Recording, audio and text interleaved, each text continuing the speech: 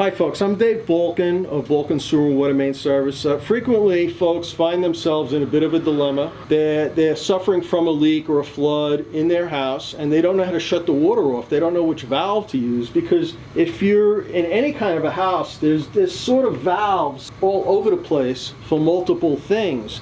And what you want to do, you want to shut the proper main control valve that shuts the water off. And what you would do, you want to look in the front of the house. We're in the rear of the house, but if you happen to find yourself in the rear of the house, what you want to do is find the cold water line. This happens to be a cold water line. The hot water's on the left, the cold water's on the right. That's standard and typical.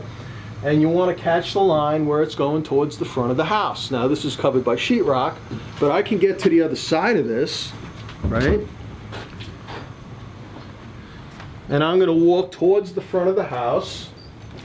I will find this line continuing, and I will find this line going down to the water meter.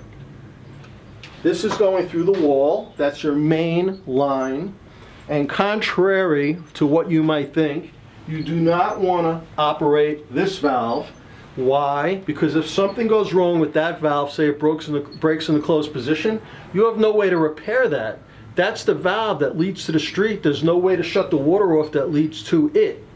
So what you always want to do is you want to find a valve that's on the house side of the meter. And that way, when you shut this, that will shut off water to the house.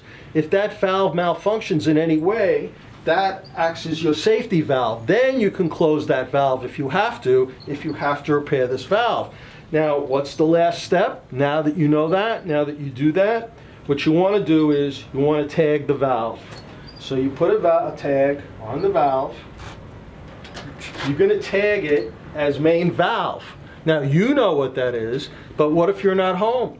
What if somebody else in the house has to close that valve? Now you can explain to them that it's tagged. They can easily close the water off, and you can avert an emergency or damage or limit damage. And I hope that helps you out there. Thank you.